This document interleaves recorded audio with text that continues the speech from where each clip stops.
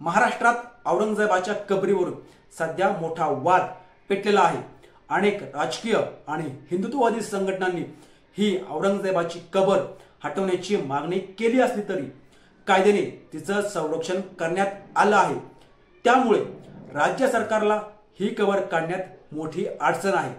छावा चित्रपट प्रदर्शित झाल्यानंतर मुघल बादशाह औरंगजेब याच्यावरून देशभरात चर्चा सुरू झाली आहे आणि त्यातच महाराष्ट्रातील समाजवादी पक्षाचे नेते अबू आझमी यांनी औरंगजेब हा महान शासक होता असं वक्तव्य केल्यामुळे एक वेगळा वाद निर्माण झाला।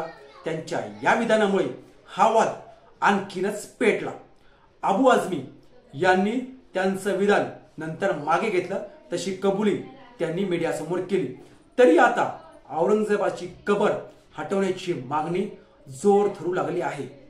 राज्यातील अनेक राजकीय त्याचबरोबर मोठ्या हिंदुत्ववादी संघटना या कबरीला हटवण्याची मागणी करत आहेत।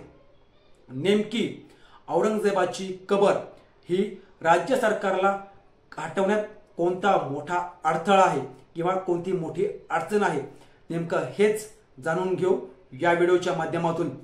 नमस्कार, मी किशोर बलकवडे आणि आपण पाहतात विषयच वेगळा। औरंगजेबाचा जेव्हा मृत्यू झाला तेव्हा तो महाराष्ट्रात होता आणि त्याला छत्रपती संभाजीनगर पासून साधारणपणे 25 किलोमीटर असलेल्या खुलताबाद येथे दफन करण्यात आलं आणि याच खुलताबाद मध्ये औरंगजेबाची कबर उभारण्यात आली।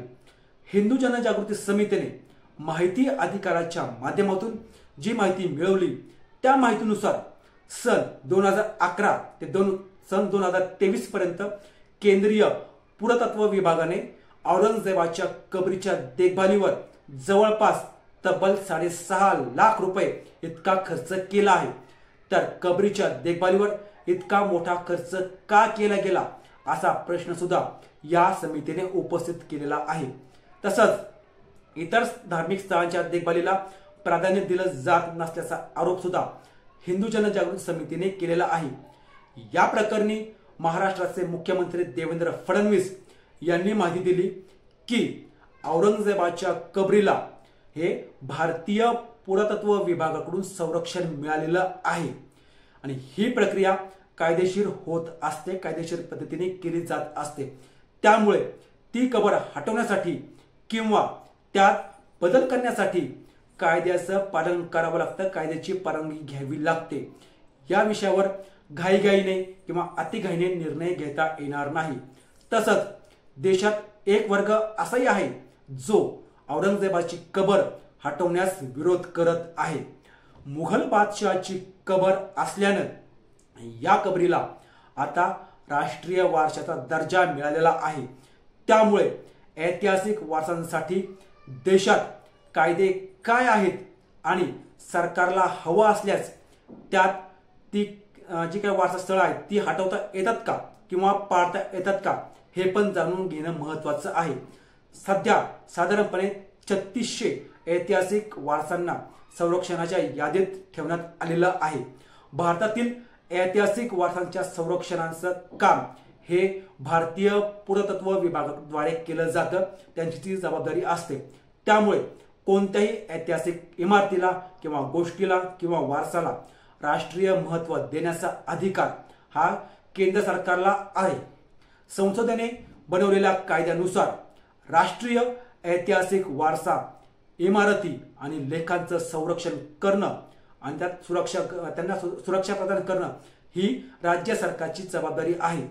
जर त्यांना नुकसान पोहोचवण्याचा आणि तोडफोड करण्याचा प्रयत्न केला जात असेल तर त्या गोष्टींना संरक्षण द्यावं हे राज्य सरकारची जबाबदारी आहे। जर कोणी ते हटवण्याचा किंवा त्यात बदल करण्याचा प्रयत्न केला असेल तर अशा परिस्थितीमध्ये सुद्धा योग्य ती कारवाई करण्याची जबाबदारी ही राज्य सरकारवर असते। थोडक्यात काय तर ऐतिहासिक वारशाचं संरक्षण आणि त्याचं नियमन करणं ही राज्य सरकारची प्रमुख जबाबदारी आहे।